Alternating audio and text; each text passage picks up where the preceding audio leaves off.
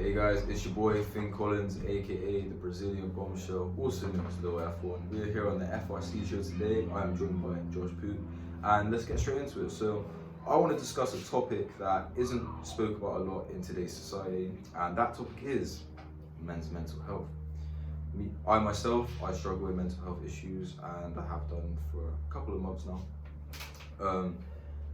And I want to talk to you guys like how I deal with it and all the ways you can cope with it. So personally, I cope with my mental health issues by boxing. I train nearly every day.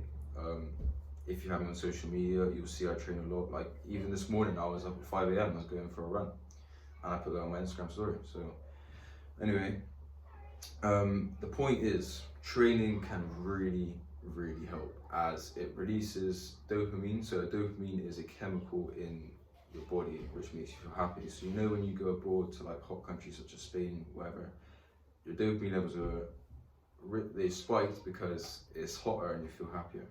And that's the same what I get off training. And as soon as I step in that gym, you know, all my depression, all my anxiety, it leaves. And I just want to let you guys know that if you do want to get into fitness, like it's perfect for people that struggle with mental health, as it's like an escape. It's an escape for all the thoughts in your head, all the insecurities. It's just a getaway. And I don't want to waffle on too long about that, but the other ways you can cope with it is like listening to music, writing, reading, many other different ways, like taking yoga classes, watching videos on YouTube. There's many different ways. Plenty of different avenues that you can take down just to almost make yourself feel better. Distract your mind a little bit, let go, relax. That's what I as well use the training for, is almost an escape from reality. You don't feel like you're trapped in stress and everything's collapsing in on you and you've got exams tomorrow and shit like that. It just lets you escape. All the little things gone. Yeah, lets you see a wider picture. Yeah. And so anyway, just to let you know guys, never be afraid to express your emotions to loved ones, because at the end of the day, your life matters, everyone's life matters, and I want to make you guys feel comfortable with sharing your emotions. So, on to the next topic. We're going to be talking about Josh. So, if you guys already didn't know, he is ABA national champion, and you may not look it, the kid's only 15, man. Don't know how the fuck he did it.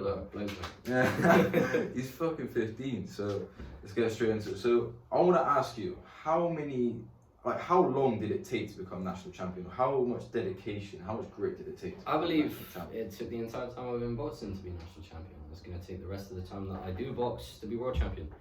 It's all a journey, it's all a part of a journey. The actual fight camp for the tournament, the national championship tournament, probably, I want to say a month, 2 months. Really? Maybe. Yeah, not super long fight camp, a little bit in the middle. It was great. I enjoyed every second of it. Every second of just pushing my body to the limit every single day. Obviously, I set my 5K record whilst I was training, 19 minutes 34 seconds. Whilst I was training for the national final. 19 minutes, people. My best is only 22. You've got 19. Rapid, yeah. I can't keep up with you anymore, can I? Nah.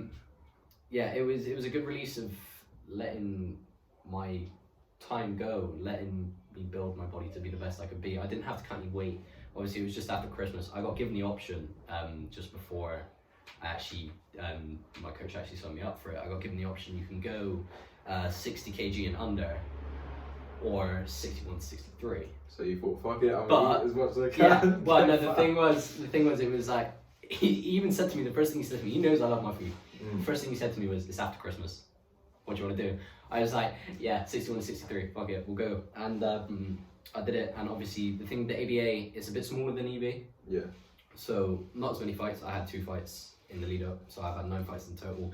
This was completely different to every single one of my fights. I can imagine. Before, this is the first thing. Other than like last November, I had a counties thing, like a county show, and I won that. Obviously, they've just started bringing counties into ABA. Yeah. So I'm obviously Southwest Counties champion as well as national champion. Yeah. So it's cool. It's nice. It's a nice feeling. I feel a lot of pride in myself. Like before, I used to complain about everything. I was never really too dead set on anything. I tried everything as a kid. Like but I found boxing and I hadn't left since, and I had 7 fights before I went and did the nationals. National final was my last fight. Obviously due to the whole pandemic and everything, I haven't been able to fight since.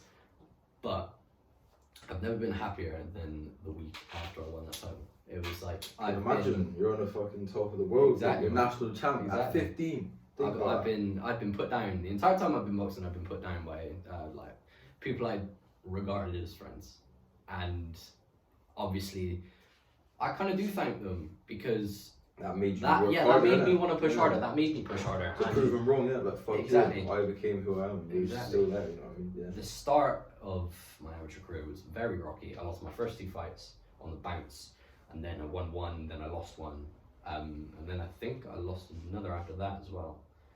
So I went into my 5th fight 1-3, so 1 win, 3 losses, and then I won that fight, and then I arguably lost another in June. I don't believe I did. It was a robbery, yeah. A lot of people don't believe I did. Most people that have seen the fight don't believe I did. Even the kid I fought wasn't too sure. But yeah, he was a sportsman about it. I was a sportsman about it. We went and we sat and we ate afterwards. Like we're close mates. But since then, I've won every fight. So I'm on a 3-fight win streak. The thing about it, life has trials and tribulations. You're not gonna. It's not gonna be flat like that. It's not gonna be a plateau. It's gonna be mountains and mountains. And in order to be great, like you can't be great without great opposition, right? And think about it. If he's lost 4 fights and he's come back from that and won every single fight, then imagine like just because you've lost doesn't mean you've lost for life. It's not even classed as a loss. It's a lesson. You got to learn from what you did wrong, and you got to make it right. And that is what he's done. Yeah, exactly. It's all a journey. It's all a grind, man. It's good fun. I enjoy the pain. I enjoy the thrill of the fight. Like adrenaline, isn't it? Yeah. My previous 7 fights, before the finals, I was almost less nervous for the nationals than I was any others. Because you've been up that such a long time. Obviously I had back to back. I had maybe 4 or 5 great performances. I had boxed my heart out, win or lose. I had done incredibly well. Exactly. I was very proud of myself in the way that I did it. I fought as hard as I could, and I did as well as I could, and I won more than I lost at that point. And I felt great. I was going into it thinking, you are a champion. You're going to win this. You're going to be a champion. And I had the semi-finals. Semi-finals went great. It was a good fight. That was a bit of a breeze through. And then the finals came 2 weeks later, and that whole 2 weeks before was surreal. It was a weird feeling because you're anxious, but you're excited. It was almost impending doom. Yeah, if you know what I mean. 100%. Like it was great fun. I enjoyed every second of the thrill and the anxiousness, and lying in bed at night thinking, I'm gonna be the national champ. I've got a fight. I've got 2 weeks. I've got a fight, and there's nothing like a fight camp. There is nothing like a fight camp, and I can't wait for you to experience that because it's best new butter on. Come on. 100%. It's a crazy feeling. Makes you feel kind of spaced out a little bit. Imagine you're sat there with your thoughts. You know, you're thinking, right, I am going into a ring with another person that wants to rip my head off. Like, can you not imagine that? Like, all the thoughts going through your head. You know, am I going to lose this fight? Am I going to win? Is he scared? No, I don't think he's scared. But in reality, the kid's just as scared as you, if not even more. And the 2 weeks leading up, it's almost one of those things where it's weird. I've always had it throughout the entire time I've been boxing. Every time I think about a fight, like my heart drops. Everything, like accelerated pace. 100%. Everything, you're like, oh, okay, yeah, this isn't a great feeling. Yeah. But it is a great feeling. You look into it, it is a great feeling. It's a boost of adrenaline, and that would would kind of power me through a lot of things. Like school, the whole 2 weeks lead up to the finals, I had school every day, and that was like going in and spending my time with my mates, like everyone picking me up, like, oh, you're going for the finals, you're going to win this, you got this. Like that was a great feeling. I'd never been kind of shown that appreciation before, because like I said, my old lot of mates used to put me down quite a bit. Yeah, used to like chat to But now now I'm with like my new set, I kind of get a lot more appreciation, and I get regarded as the person I am, and I get regarded as a champion, because end of the day, that's exactly what I am. I am a champion, and I went into that fight. I remember every minute of that day, the whole day. I got there at 10 a.m. for the weigh-in. Yeah. Didn't fight till 6 p.m. So Yeah, for what, like, I know. 8 hours? I couldn't wait to weigh in either because there were so many bouts. I was on last, and it was like 25, 26 bouts, and that was horrendous. What did you weigh in at exactly? I weighed in at 62.7 kilograms, and I weighed in the morning just before we actually left. It was about a 2-hour drive to London. Just before we actually left, I weighed in at 61.3.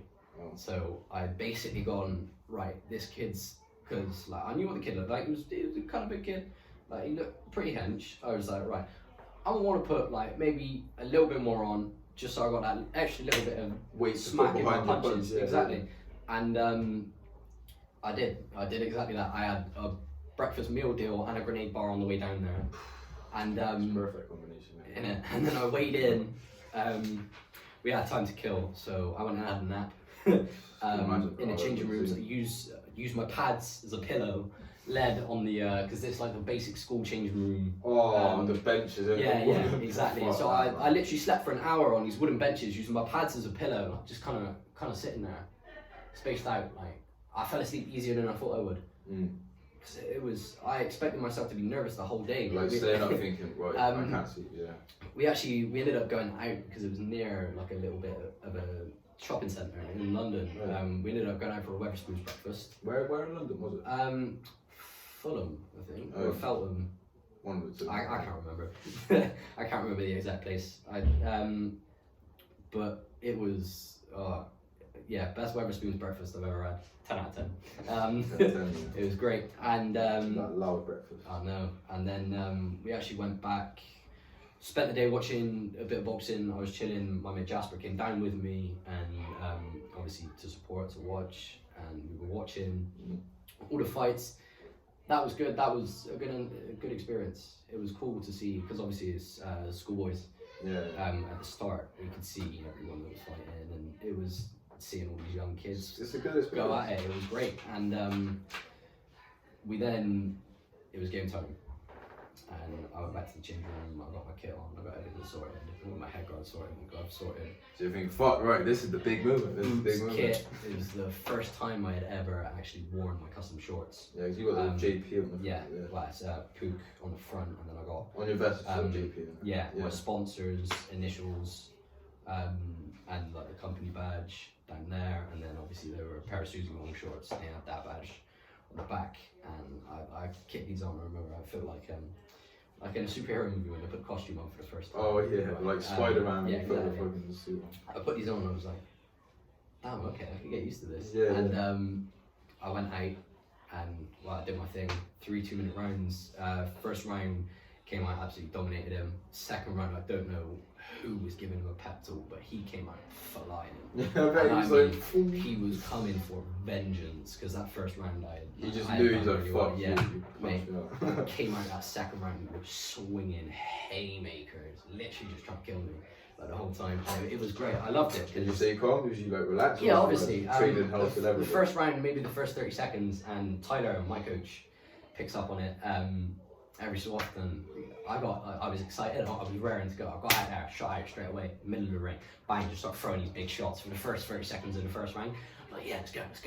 You ready? Kind of getting the adrenaline out. Yeah. And he was like, tighten up, like tidy up. But you had your hands down like Prince the Sea. Nah, I didn't have my hands down, but I had my hands up. I was looking tidy, but I was throwing these big shots, like these big crazy shots, and I was kind of just relaxing into the fight as it went. And as it actually went on, I did relax, and I just started putting on a masterclass. It was probably the best I've ever boxed. I was just pinging this kid about with a jab, whipping the right hand and the left hook in, and then moving around. Yeah. And just moving around and pinging him off. Yeah, exactly. I've got a couple good clips. He called me a few times. He was a good kid. He left. I got a video on my Snapchat memories. He's left quite a few marks on my face. Like the night after I got home, I didn't realise he had bruised there, and one just in between my eyebrows. I was like, I don't think I got hit that many times, but this kid had It's actually. the adrenaline. You don't I know, feel I know. getting punched in the face. He was a good kid. I want to give a big shout out, as you just said, marks on my face. The only person that's ever put marks on my face is Andras Vargas. Big shout out to you, because you're the only person that gave me a black eye. But yeah, that was crazy. And then third round, he was tired. I was tired. I knew he still kind of seemed nervous. Yeah. So I went out. He was there. relaxed. I was relaxed. I was in my zone. I went out and I did my thing, and I ended up giving him a standing heat. Rocked him a few times. Just basically had my way with him in the third round. Did what I could, and then I got a unanimous decision. But as the decision was being announced, I was stood there like I knew in my own mind, I kind of knew I'd won. Yeah. Because I felt dominant, and I put my hand up before, so I had one hand down, the one that the ref was holding, and then I had my other hand up like that. And my coach from my corner went, "Put your fucking hand down." So I put my hand down. He was like, "We don't do that here." I was like, "Yeah, right, sorry, Gary." And so I put my hand down, and obviously then I got my hand raised, so I put the other one up again. I looked like a bit of a bellend, but mate, it was brilliant. And then that whole week after that, I was like buzzing the whole time. I can imagine you're on the top. Eyes wide open. It's like literally like just adrenaline, straight adrenaline. Always excited. I think I went in there to his. What was that? His home? Was it a home show for him? No, it was the Nationals. He had come all the way up from like Leeds or something. So he had like a 4.5 hour journey. He's come all the way just to get banged and his belt taken, and you've only you just stormed in there and took his belt. Like, dude, I can imagine the adrenaline. Think, right, I just beat that kid up. I just took his belt. Like, it was sick, man. It was sick. Yeah. Another thing I want to mention is my boxing life. So, me being only boxing properly for a year, because I did box before but I didn't take it that serious. So I boxed at Barton Hill ABC. Big shout out to Hassan Sadiq, Colton Miles, Lee Allen, Dijidan Thomas, and yeah, you know, like it's a great gym, good sparring down there, good boys in that gym. And I just want to say, like, those coaches and my training partners, you know, they made me who I am, and I'm very close with a few of them. Like I train with them to this day. Big shout out Andres, Josh, Joe Milhofer, whoever. And I just want to say, like, boxing has really changed my life, because I wouldn't say a year ago today. I would say a year and like a few weeks, whatever. A bit random, but I was not the same person I was today. I was going down the wrong path, you know, doing dumb shit, hanging around with the wrong people. And I just want to say, like, boxing has gave me the lifestyle I have now. I'm more confident. I'm the best shape I've ever been in my entire life, you know. And it's just transformed me, you know, like being able to say, yeah, I'm a boxer, like, I have to be disciplined, you know, that just gives me pride, like, in my chest, thinking, yeah, I actually am that person, you know. And so one of my friends, good shout out Jimmy Galini, he recommended Barton Hill for me because he boxed there. He said, yeah, come down Barton Hill, it's a good gym. So I went down there, contacted the chairman, went there, and it was the kids class, right? It said 12 to 16 year olds. I was 15 at the time, and now I'm 16. So I went in there and they said, no, he's too good for the kids class, get him in the adults class. So right, so hung around for the adults class. So, you know, went in there, and I'm gonna have to big up Andras again. Went in there, filmed me right in, gave me a black eye. Went into school next day, people were like, you have a black eye? I'm like, I know, I don't want to talk about it. So I've done a few of them in my time, don't worry. I've had many injuries like that, just bruises everywhere. I've had bad body shot bruises. They body shots. Mate, I've been ripped in the liver and pissed blood for a few days. Proper bad shots. I've never been hit with that, don't worry. But anyway, so I went into boxing, right? And back then, like, I'm actually focused now, so I'm going home after boxing. I'm feeling, yeah, like I'm feeling good because I've trained. And so I go home, I sit there and watch all these boxing documentaries, you know. And my idol boxers, you know, I love Floyd Mayweather, I love Muhammad Ali, and I love Sugar Ray Leonard, because those are like my 3 top boxers, I would say. And Mike Tyson as well. When I was younger, I used to like Mike Tyson a lot.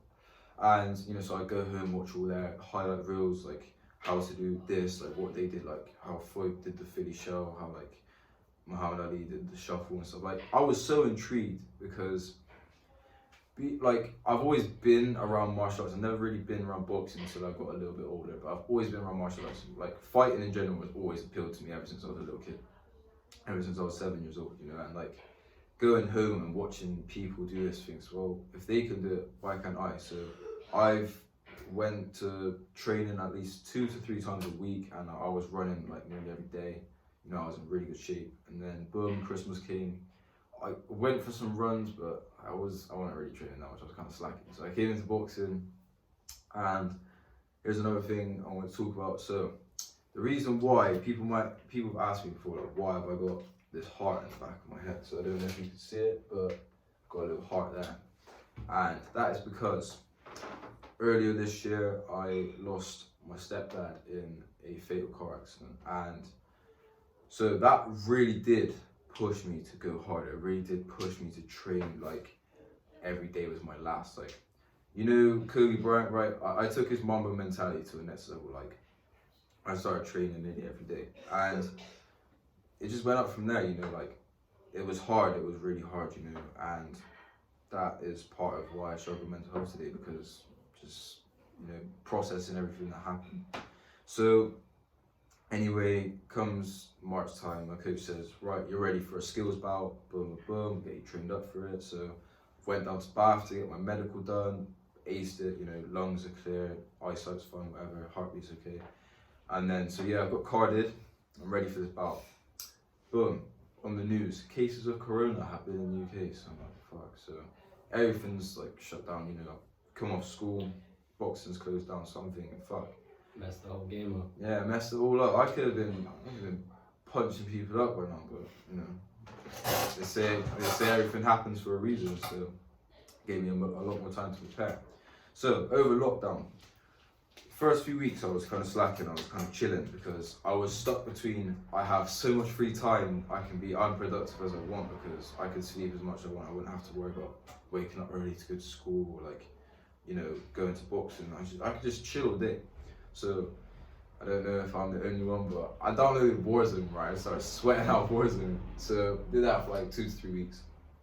And then it came to the point like, right, I do need to get myself back in shape, because I haven't started yet, but I'm going to Dice, big shout out to Dice, SGS Boxing Academy for college. And like, you gotta have your fitness levels up here so you still can got another year I still got another year to wait for that one. But yeah, I know you, man. I know how hard you train. I know the graft you put in, like, no matter how long, even if you did slack off, like, you've come back better. And recently, especially in the past few months when we've been training together, I've never actually realized how impressive and how skillful you are. Obviously, you've got a big kickboxing background, but you never actually realize how different everything else is to boxing. Like, you break down MMA, right? You've got jiu-jitsu, you've got the wrestling, you've got the kickboxing, Thai boxing, and the boxing. Every single thing comes with different things. There's different ranges, different areas you're kicking. Exactly. And like, a punch in as long as a kick.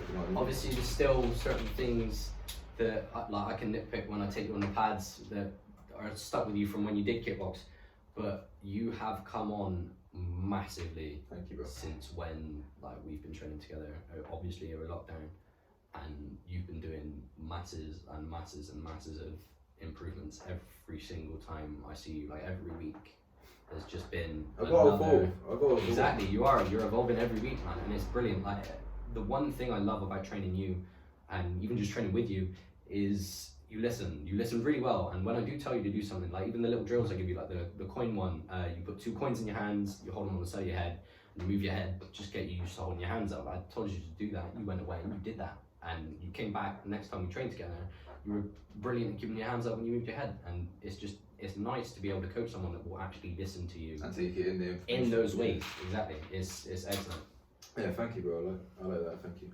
And part of my game is how my mentality is. I think I'm the shittest, and I know this is like going against what most people say. Like, you got to think, yeah, I'm the champion or not. But in reality, I've never had a fucking boxing match in my entire life. So how I think of it, how I think of training wise is, I'm the shittest. I got to try and get better than everyone else. I don't know if you guys have watched The Last Dance by Michael Jordan, but he took everything so serious. Like, I heard apparently that one time his team lost, so he didn't let his team eat on the way back. And what I want to do is, I want to sort of not not take it into that seriousness, but like I want to sort of mimic that in a way where I'm constantly trying to get better. Like he was in a trials team, and there was a guy that was better than him. Only for 2 weeks. He's only better than him for 2 weeks, and that's how I'm trying to be. I'm trying to outcompete him because I'm a very competitive person. Like I don't want to give someone. Obviously I'm a very supportive person. Like if someone's better than me, I'll say yeah, hats off. Like he's a better boxer than me, or he's faster at running than me, or you know what I mean. And when I give credit where it's due, but if I feel like I have a chance, then I'm gonna go for it. I'm gonna smash it, and because of my competitive nature, you know, like I take evolving. Like Josh said, he said every time you see me, I've improved. You don't let that take over either. You are a very competitive person. I know you're very competitive, and you do try your hardest every single time, no matter what it is, and you're trying to break the limits of what you can do every single time. Yeah. So that the next time there's an even higher limit on what you can do. Set the bar even higher. Exactly. But I know with you that if you are, say you're sparring with someone better than you, like Dre, when Dre's moving, it's hard to catch him. He's a good mover. He's basically a dancer. Yeah, shout out Dre, fucking sick boxer, man. I know, like, when I was basically cornering you whilst you were sparring him last time we were at BFG, you listened and you improved and you didn't let anger, the emotions. You didn't let an ego take over. You didn't think, oh, I'm not going to listen to him because I know what I'm doing. I can smack this guy. Like, you know that I've got more experience than you. Yeah, exactly. And I've got a good boxing brain. I know a lot of things about yeah. and I can see things you can't when I'm on the side of the ring. Because when you're coaching, when you're a coach and you take things from different perspectives, like you just said, he can see things I can't. You know what I mean? Exactly. So I'm picking up on these little things and I'm telling you to do them. Like when I was telling you to get your hands higher, he's taller than you, he can move. He's got that great jab on him. He can catch you on the side of the head because you had your hand down low. Philly trying to Philly shell it, but the Philly shell was loose. So I was telling you to tighten up, get your hand up, everything, and you did it instantly. And once you actually started doing it, no matter how tired you were, I know you were tired. I could see. I scored like 6 rounds. I know. I could see in your face that you were tired, and I could see that you had been wrapped. But you tried, and you kept trying until you had success, and you did have success. You pushed him up against the ropes, and you hit him a good couple times in the face. You caught him. Obviously, Dre's got a granite chin. Yeah, but you tried to break that. You tried to push yourself as hard as you could in order to break through that barrier. And I think every time you see a barrier, you think, I'm just going to smash it. I'm just going to go straight through. And that's my mindset. There's nothing you can say about it. And that is the right attitude to have, especially as a fighter, is the right attitude to have because nothing can stop you if you're acting like that. Yeah. It's great. And you know, like I said, training is a very big part of my lifestyle. Like I'm almost training every day, and even when I don't train, I'm always watching videos on how to get better at boxing, how to get stronger in certain areas. You know, like just because you can't do it doesn't mean you can't learn. Because knowledge is power. The more you know, the better you become. So, like if you're just a classic boxer, just sits there with his hands and just walks forward, then that's the only style you're gonna know because you don't know any different. But if you knew how to fight at range, if you know how to, you know, Philly shell, you know how to be defensive, be on the back foot, then there's so many different elements that could be there. But because if you're being stubborn and you think, no, I know this, I know what I'm doing, it's like, it's kind of hindering your performance because if you was fighting someone that walked forward like that, you wouldn't be able to adjust because you two would just end up scrapping out. But if you knew different things, like if you knew how to box at range, you could like keep him away with the jab and then move off. Or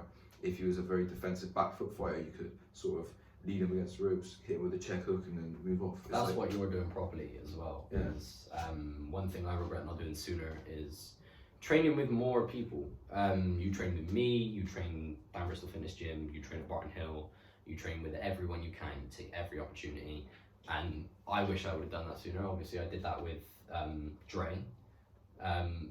Tyler. And then I came down and trained with Dre and you and the Barton Hill lot, and we did try very hard, and I have tried very hard over the years to push myself as much as possible, to train with as many people as possible, and take the most opportunities I can, because the more opportunities you take, the more you learn, and that is why you've come on so much, is because you train with the most people you can. Every single time I see you, train with a new person. And especially with the PT, something you've taken on with the PT really, really, really well. Making is, mullah. yeah, well, not only that, but it's experience. You know how different people work, and you know what it's like to be coached by different people, and you can almost take everything in. That's why, like, the only reason I'm so good on the pads is training with Tyler. Training with Tyler has made me a much better athlete and a much better boxer, a much better fighter. He's very technical. He's probably one of the most switched on people I've ever had hold the pads for me. I've ever had punch me in the face. Yeah. He's excellent, and his movement is so like perfect, so crisp. It looks effortless, isn't it? Yeah, I know. You can see him move around you, and obviously I pick up these little things, and like little things he does on the pads as well. I pick them up and I use them, and that's where he meets your punch. exactly. That's where I've obviously come into the PT world. I've used what he's taught me and what I've seen from him. The looks he do. You've exactly seen it. Monkey see, monkey do. Yeah, exactly. Boom. I've used exactly what he's taught me, and used it to your to help other people. Yeah, and like, you know what I mean is being able to copy what someone not copy, but sort of interpret what someone's done, take it to your arsenal and perfect it. Then you know what I mean. You're 10 times better than yours already, because an added bit of knowledge is like the best thing you can have. Because say for instance, you know, I was gonna coach someone, right? And I didn't know how to do a certain technique on the pads. If I looked up on YouTube, or if I asked Josh, because I've implemented a lot of my personal training due to Josh, because he's been there as not even as a friend, like he's been a coach, he's been a mentor, and he's helped me a lot through this lockdown. You know, he's took me on the pads, he's been a great sparring partner, very good sparring. You know, he's taught me a lot that I didn't know. And being able to, you know, just like the little things, like how you throw your jab, how you like meet the punches on the pads, like where you hit people when you're holding the pads. It's like all those little things you need to pick up on, and like I said, knowledge is power. So the more you know, the better your game is, really. And especially like you said, how you're a better athlete because you've been hanging out with Tyler. Yes. For people our age, you need a mentor, not someone that bosses you around, you know, barks orders and don't do anything. You need someone to do it with you, and someone that can guide you in the right direction. Someone you look up to, someone you can feel your role model. Yeah, exactly. You can feel comfortable in their presence, and you can feel like every time you are doing something that you're improving and you're doing better. It's positive reinforcement. You're doing better with everything, and it's like it changes you, and it does work. As much as I say it does work. Every single time I train with someone new, or I do something that I enjoy, I tend to get more thrill out of things the more I do them, because I'm getting better and better and better. I love it's almost a feeling of gratitude. Like, yeah, I'm doing this, I'm succeeding, I'm doing this, I'm getting better every time I do it. It's a crazy feeling. But it's like even with little fitness goals, I got the Apple Watch. Every day you get set goals. Yeah. You meet the goals, it's almost a feeling of reward, a feeling of gratitude. Because you completed that. It makes you feel better about your day, and it gives you a little bit more of a boost to go and train, or to go and do this, or to eat right. It lets you stay on top of everything. Boost your lifestyle. Exactly, it's great. Keeps you in check. And as an athlete, you need to have that discipline to think, right, my coach isn't telling me to go to the gym, but I haven't trained yesterday or the day before, so I need to head to that gym. And like Josh said, he's got that Apple Watch. It reminds him to work out or go for a run or something like that. And like I said, being an athlete or being a fighter in general, you need to have that discipline. You need to know when you're eating like shit, when you're eating like a pig. You know, you went to Nando's, you had like peri like chips, and you had loads of chicken. And yeah, the chicken's good, it's got protein, but are you really eating the best that you can? Are you not? You could be eating something else. And it's like, you know, with these lifestyle choices, you're always one choice away from making the wrong or the right choice. The butterfly effect. Exactly, butterfly effect. You know, if you didn't go to this school, you might not have never met that person, or you didn't go to this party, you would have never met that I person. think about stuff like that all the time. It's crazy. It's crazy. It's like if I didn't go to school I went to, I wouldn't have known. Exactly, like tiny little things. You think one instinctive mannerism, like me moving my hand, could set off a chain of events and things like that. Like you think when you really deep things like that, it gives you such a weird outlook. Like I love conspiracy theories. So do I, man. I love conspiracy theories. I love listening to them. I love thinking and decoding everything. It's like I watched this channel called Inside Mind.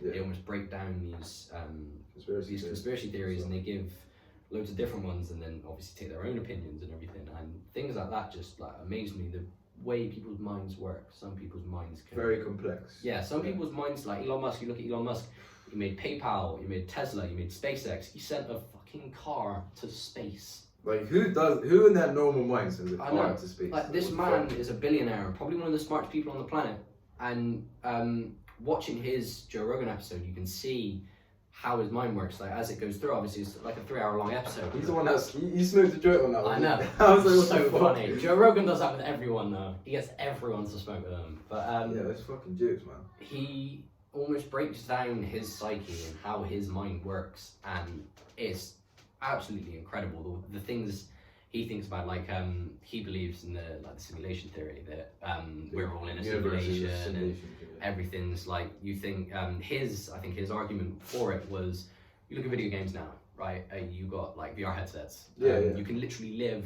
You look at VR chat, right? You can live in a world Where it's not almost real, in a it's world where it's not real, crazy. and everything is crazy around you. Obviously, you can't touch any of it. Nothing's physical, but you can see it. You can see it. You've got these controllers. You've got the headset on. Everything. Someone can be controlling it. Exactly. You look to your left. You look to your right. Everything's around you. You got And that these peripheral things, vision. exactly. These things baffle me, because obviously his argument was 40 years ago we had Pong, 2 bars up and down a screen and a ball in the middle, basically ping pong on an arcade machine. Now we've got these VR headsets. What's to say in a couple hundred years people haven't made realistic things? Where you go into the Exactly. game, You it's go like into these crazy and you shit like that. live these people's lives. Yeah. And what if we are just a product of that? Yeah, like, I want to know, Elon Musk's theory about simulation. What is your theory? And I want to go into my theory after, but I want to know what you think of, what do you think? I would like to believe that we are real. Yeah. I like the belief that we have our own freedom, we have free will, we have our own choices. Obviously, I'm not a religious man. I am an atheist. I don't believe in any kind of higher power or God. It's nice to sort of think about an afterlife. This is where views contrast for me. I kind of believe in an afterlife, but I don't believe in God. I don't believe that there's some higher power that's put everything on this earth to Do you believe in make everything work. science? I believe in the scientific, the more scientific versions, like the Big Bang and things like that, and everything happens due to these things. Obviously, I'm not a fan of science, probably one of my least favorite subjects, but obviously the higher power ones, like Stephen Hawking's book, and have you watched The Theory of Everything? No, I haven't. I've never really been like too into it like that, but I've seen a few sort of videos about it. Yeah, but, his theories on the Big Bang and everything are absolutely mind blowing. But I believe that there is a very real possibility we could not be real.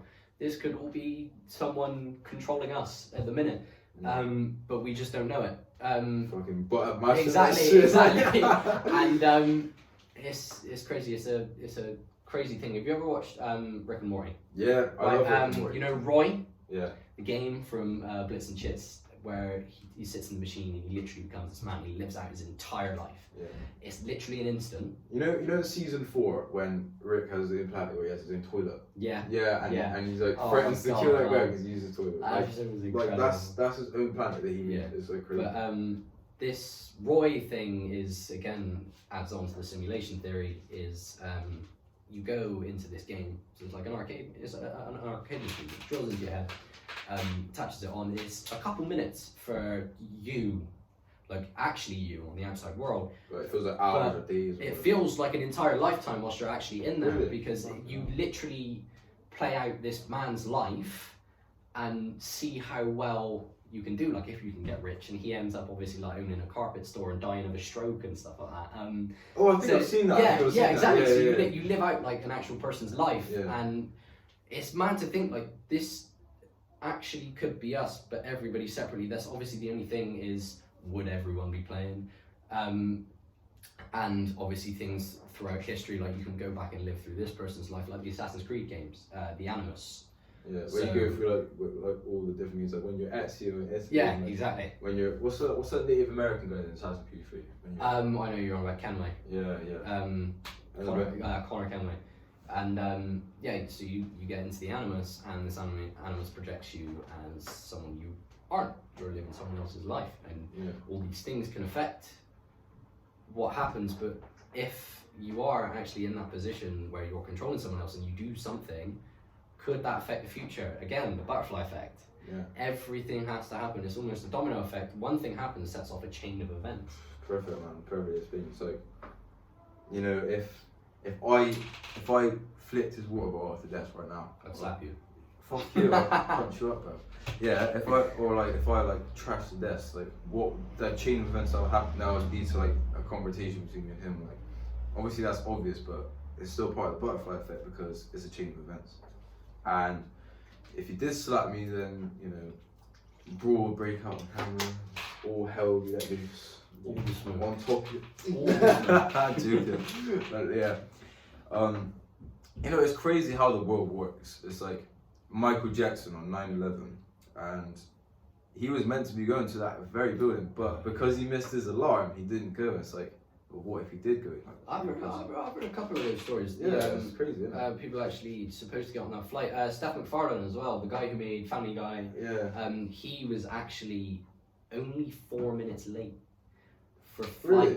flight 11 that actually went into the North Tower. Yeah, he was 11 minutes late. He was in the airport actually about to board the plane. Jesus And Christ. like we could have lost the guy that made Family Guy. Like, I love Family Guy as a show. Family Guy's Very fucking very controversial show. It's fucking I brilliant. myself, I absolutely love it. I think it's hilarious. But we could have lost him if he was 4 minutes earlier for that plane. If he got on that He plane, was buying on time. No I know. Family Guy, none of that shit. it's crazy, man. It's a crazy world to think about. And obviously, 9/11 Memorial Day was yesterday. Obviously, horrible thing that happened. Yeah, rest in peace to all this. Everyone at Ground Zero. But some of the things behind that. It's crazy. Like you look at some of the theories, obviously no disrespect to anyone that was involved in obviously all that, like respect to the firefighters and obviously Everyone that lost their life, salutations to yeah. everyone that lost a life, but not salutations, commiserations to everyone that actually lost a life or lost a family member in that event. But it was almost looked planned, but not by who they said it was, because you It kind of seemed like a yeah. double cross, innit? Yeah, Like, exactly. The government say that it was just the two planes, but obviously there were like bombs and stuff that went off Yeah. just before, and obviously the buildings collapsed on each other. You look at Grenfell Tower. Yeah. Grenfell Tower was burning for probably a day, maybe a little bit less. I'm not quite sure how long it was actually burning for, but that didn't collapse. That stayed up. But the towers actually just went down. Yeah, like it was crazy. I saw the video. I was like, hold on a minute. How can a massive concrete building Yeah, I just It looks fall in on itself? It's weird. It looks like controlled demolition. You watch any videos of controlled demolition? Or it just all comes from Yeah, the they base all downwards. they obviously they lace the building with TNT. Obviously, if it's a bit of a big place, they lace it with explosives, and then they pump it outside, and it all goes off, and it all collapses in on each other. It's this controlled. That's what it demolition. looked like, though. Exactly, that's exactly what it looked like. It's crazy, man. It's a crazy world, man, and no one knows what the government is getting up to, especially in China. God knows what's going over there. I'm more stressed about our own UK government, because think about it, right? They're saying from Monday, I think it's No more than groups of 6. Yeah, no more than groups of 6. Think about it. They have basically given us our lives back, not in the sense where everything's back to normality, but it is almost back to normality. Putting it back out on the table and then taking it away again. Yeah, it's like, you know, here's a tenner. What? Fuck you. Yeah. It's like, what are you doing? It's mate, it's crazy. It's crazy to believe. They basically said, right, have your lives back. Here you go. Oh wait, September comes. Yeet! You ain't having that. You ain't having that no more. Literally. And it's like, well, there must be something bigger behind it. Like, I don't believe in this coronavirus bullshit. Like, I think this is definitely man-made. Donald Trump even knew about it. There's a recording of him that got leaked a few days ago, where on February the 7th, before any cases of coronavirus, it was in the US, they said, he was like, yeah, it's airborne, like it's not through touch, and that's the crazy thing. Like, it's 5% stronger than the average cold, so like it can kill people. And it's like, doesn't that already open your eyes? Like, think, well, the government know a lot of shit. Like, think about all that Jeffrey Epstein stuff. Like, Oh my god, Yeah, man. and Jeffrey That's a Epstein, whole Donald- other can of worms. Donald Trump. Like, see what they did. You know what I mean? It's like the did government. Did you see the books that not like an actual physical book, but the flight logs that got released after What with the Jeffrey Epstein? thing? Yeah, So yeah. you look at some of the names in there. Obviously, not everyone was on. Obviously, I call it the pedo jet. Not everyone was on there to go touch kids. The nonsense. But Marshall Mathers, Slim Shady, was on the flight logs. Donald Trump was on the flight logs 13 times. Bill Clinton was on there. I know about Bill Clinton, but Jeffrey Epstein over about has 20 something times. about Obviously Jeffrey Epstein in the planes, who was on there a lot. But you look at all so many top level celebrities from maybe 1990 to today have been on that plane. It's crazy. And obviously Jeffrey Epstein was an animal, an absolutely horrific man. But some of the how he got away with it is what blows my mind. How he managed to do that for so long. Obviously, it's money. But think about it. Do you not think, that the government possibly is like an underground cult? Do you not think that they have planned every single bad This is where the Illuminati shit comes Listen, in, right, I have a theory, right, that the government are in control. They are trying to control everyone. They want everyone to be their sheep. And till this day, a lot of people are still asleep, and a few of us are woke, some of us are not. How I feel is they use these little tactics to scare people, like, oh, lockdown's happening again, you gotta do this. Well, you're a person as well. It's like, it's not, you're not fucking God, are you? You're not fucking God, are you? It's like, how can you control us when you're a person as well? It's like, it makes no sense. It's like, no one is at a higher social, obviously in society you have higher social, you have like lower class, you have middle class, whatever, the rich. But just because you have a pretty penny in your pocket doesn't mean you can fucking boss the whole world around. It's like, do you not think that there's some dodgy shit going on? Like, they could have planned loads of shit and we would have no clue. 100%. And that's the scary truth, because that's how the world is these days. Like, everyone wants to hide it, They want to hide all the bad things. And it's like, if the government really did get exposed, do you know how much, like, people would riot? You know what I mean? It's like, I think they're trying to hide something, But anyway, moving on from the conspiracy, we went a bit deep there, but it is what it is, man. Anyway, so I feel like this is the perfect time to go into our backgrounds. Obviously, like me and Josh stated earlier in the podcast, we said how people are built differently, like everyone's got a different story. He's different to me, I'm different to him. It's like, like Josh has two parents at home. I only have one parent at home because, my mum and dad split up when I was 2. And it's like, his parents are still together. It's completely different, and coming from a single parent background, like, my life hasn't been dramatically impacted, because I'm very thankful that I have my grandparents, because I have a really good relationship with my grandparents, because they stepped in to help my mum when my dad left, and it's like, I'm very grateful for that. And coming from a single parent household, it's like, I look at women in a different way. It's like, seeing my mum being a single parent and making it look easier, think, wow, like, women are actually very strong and they deserve more credit for it, because Tupac Shakur said it best. Yeah, exactly. You know what I mean? It's like, my mum raising 2 kids almost by herself, with like the help of my nan and granddad, and like, I just look at her and think, like, how the fuck are you this strong after everything that happened? Like, how are, like, you not giving in? It's like, that gives me motivation to try harder, because I want to make my mum proud. And like, I've stated in my music, I want to buy my mum a house, I want to buy my mum a car. It's because it's all true, and because my mum deserves the world, and I love my mum to bits. And like, if you're listening, mum, I hope I'm doing you proud. And it's like, I'm just proud to say, that's my mum. Like, you actually did that and made it look easy. Like, I'm proud of you. You know what I mean? But like, Josh, your life's completely different. Yeah, in terms of life stories, especially growing up, I've been blessed. I've been a very lucky kid. I couldn't have asked for better. I love my parents to bits. My dad is my best friend. Like, we do everything together, and my mum is the most supportive woman of me in the world, and she'll back me for anything, and I know that. Obviously, the fighting blood carries throughout my family, as it does with yours. My mum and dad were both kickboxers, and both undefeated as well. Didn't have many fights, but still. How come you ain't undefeated then? You ain't taking shut up. Let me off. But yeah, it's crazy. I've been brought up so well, but both parents are still happily married, and work so hard to give me and my sister everything we want. Obviously we're not spoiled. My dad knows when, like, oh, It's too much. this is too much. Yeah. Let's hold back a bit. But we are, in a sense, if we want something or we need something, we can get it. We have been blessed. We are lucky. We are lucky people. It's to the point where it's like you're not spoiled, but you're not like treated like shit. Well, technically, in a way, I think You there's are. two types of spoiled, right? There's The brat. people that get there's people that get spoiled and are bratty about it, and there's people that get spoiled and are grateful about it. I do get spoiled.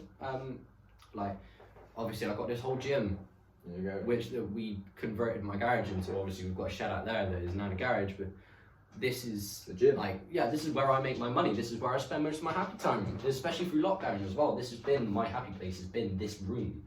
And I've got everything in here that I need. We've got slam balls, weights, everything down here. We've got the bag, the power tower, the wall bars for my sister for gymnastics, the slip ball, everything. I've been, if I need something, like It's there, yeah. exactly. And I've never been more grateful of how hard my dad actually works. To And get my you mum all actually stuff. works for everything for us, and we've been blessed by the fact that my dad is one of the most hardworking people I know. He's got one hell of a work ethic, and so does my mum. It's brilliant. That's one thing that translates into. Well, yeah, I've been raised well. I know my way around life. Well, obviously not my way around life, but through what I've been through at the minute, I know how to deal with a lot of situations because I've been brought up and I've been taught how to deal with those situations. Obviously, everyone's had rocky parts, but I feel very, very lucky and very, very glad that I haven't had to deal with a lot of tragedy in my life at all. Like I've still got both sets of grandparents. One lives literally across the road, and the other lives in Berkeley. And I think like the only person in my family I've lost is whilst I've been alive was my my great grandma. And obviously I haven't had to deal with parents splitting up or anything. It's crazy because I look at all these people's lives and I think like You're grateful for yours. I know, Yeah. I'm massively grateful. Like with my friends especially, I'm gonna do whatever I can to help you, no matter how I feel and how Low you I know. get, Yeah, I know I can't relate to you at some points, and that's fine. I'm gonna do my best to understand. Like I don't deal with a lot of mental health complications. I'm fairly switched on. Obviously everyone gets sad. There's a huge difference between being sad and being depressed. Yeah. And like everyone gets a little bit of social anxiety when you're around the wrong people or 100%. in certain situations, but other than that I don't really deal with a lot of things. I've put a lot of my time into helping my mates or Deal with it. yeah, exactly. And that's the only reason I understand these things is because I've had friends that I have tried to help, and I've tried my hardest to help out with things like this. That's the only reason I understand any of this. But it's nice to have the upbringing I've had. Like, I know a lot of people aren't as fortunate, and honestly, hand on heart, everything goes out to those people, and if people need help, I'm more than willing to give them help. And this is what this podcast is about. It's about really getting to know people, and like Josh said, he's never really struggled with mental health, and I have, and it's like we are two different people, but it's like we can relate to one another, you know, 100%. from completely different backgrounds, you know. Like I'm Brazilian, he's white, you know what I mean? It's like it doesn't matter. Like you can come from any background. What like, country are you from? White. I'm white. Yeah. Like the message I'm trying to spread is it doesn't matter what background you're from. It's like everyone can relate. It's just some people are too stubborn or they feel like nah, it's unfortunate. It's like in the modern day and age, like most people do struggle with mental health because, like we stated earlier, social media, being insecure about their bodies or how they look and stuff. Yeah. And it's like I want this podcast to make people realize like it's okay to feel like that, but it's also okay to speak about those problems. So I'm really lucky that I've had the creativity I've had recently, and to be able to make this podcast, you know, to get people excited to think, oh yeah, Finn's posting again. I can't wait to hear him and Josh talk or another guest speak, because I like the conversations. I like being able to listen to their positive energy when they speak, and like that makes me feel good, and I can imagine that makes you feel good 100%. because you've made an impact on someone's life. And I've even been told that today by a good friend of mine, and I'm not gonna state her name because I don't think she'll want to, but she said like you're a motivation to me, like you motivate me to like do better, because she replied to my story, said, oh, you're running at 4 a.m. 5 a.m. You know, that makes me want to do it. So like that made me feel good. It's like making people feel better about themselves is one hell of a feeling. yeah, 100%. Like it's nice to know that you're actually like you are supporting people. You're doing something right. but you're helping as well. Exactly. And like I was in town a few weeks ago with like one of my best mates. Big up Atanas Korshimov, like one of my day ones, you know, always kept it real. But I was in town with him, you know, we went for a meal and it was on Friday as well, so it was fucking expensive. Went to some Brazilian restaurant and you know went in the arcade. I bought some stuff like my hair and shit, and like he bought some clothes. And I saw this homeless man and he was sat outside Pounder, and I've walked past him several times, and obviously, you know, I had a bit of money on me and I didn't really think anything of it, but then I just couldn't sit here and think like, I can help this guy, but I don't want to do it. So I thought, you know, fuck that, I'm turning back. I said, look, wait, I'm gonna be back 1 second. I said, look, bro, I know it ain't the most. I know I haven't got a lot of money on me right now, but I gave him like a couple quid. I said, look, I know you're a person too, and I said, I can't just sit here and watch you struggle and me not be able to do nothing about it. And like, the way his face like lit up and his expression changed from looking miserable and lethargic to like having a smile on his face, and like actually I can sense his energy, you know what I mean? I felt like 10 times better because I know I've helped him, and it's like, wow, like I actually did that. I actually changed someone's day. Like that could be the difference from him dying because he may not have had money for food or water, and like me being able just to make that, even it was a couple pound, like it wasn't as if I like gave him notes or anything. It was like a bit of coinage. Yeah, but even to him, that's a lot. That's a big thing. It's a gesture as well. It's not always just about that. Like obviously, if I do see someone in that situation and I can help, I will. Like I've been before that big storied car park in town by the cash machine. Yeah. There was a homeless couple sat in one sleeping bag, and I had just gone and got bloods taken. I have high cholesterol, basically means I have to get bloods taken every 6 months, because I don't have something in my blood that will break down fat. Yeah. So I got obviously got So to you take be a statins fat and boy stuff. if you Exactly. did Yeah. both. But yeah, I got to get my bloods taken every 6 weeks just to measure my cholesterol levels. And we went out and we got a meal deal, and I literally just had a packet of crisps like left. I had already eaten. Obviously, I didn't see anyone on my way, but my mum was paying. I went, oh Mum, can I have my packet of crisps? She was like, yeah, sure. And I went and gave it to her. She was like, where's your crisp go? I went, I'll give it to the homeless couple sat by the machine. She was like, fair play. Yeah, but like the thing is, what's nice about giving is when you don't post it. It's like, yeah, because if think about it, right, if you're homeless and someone was waving a camera in your face saying, oh, here you go, bro, take this like 6ix9ine. food. Yeah, like 6ix9ine and like all these like famous people. Do you know how much of like a dick you must feel like, oh, like it's almost being humiliated. It's like they're kind of toying with you because they're like, you got a camera like waving up in your face, oh, here, take this. It's like, why are you doing that? They're doing a good thing, but they're doing it for self-publication. No, it's for the clout. Look good. Yeah, exactly. It's for the clout. They're not doing it out of kindness. They're doing it to think, oh, I'm a nice person. I'm giving the homeless money. I'm going to record it. That's like 95% of the time. If you see someone like 6ix9ine giving someone money, most of the time he's got someone to film it. Yeah, like because spread it I might snitch, but I'm a good person. I'm giving money to the homeless. If you want to give money to the homeless, give money to the homeless. Just don't film it. Don't shove a camera in their face, being like, because it's almost forcing it upon them. Don't get me wrong. If I were in a position where I was homeless, obviously I'd take the money because it's just like it's help. But if like, you're shoving it in someone's face and trying to feeling of embarrassment, yeah, exactly, you know what I mean? and trying to make yourself look better at the benefit of others. But it doesn't though, because it makes you look like, oh, I'm trying to prove. I know. And like sometimes even like when you're forced to prove yourself, that can be taken as an insult because then you feel, am I really good enough? Do I really have to prove myself? Like, do I not believe in myself that much?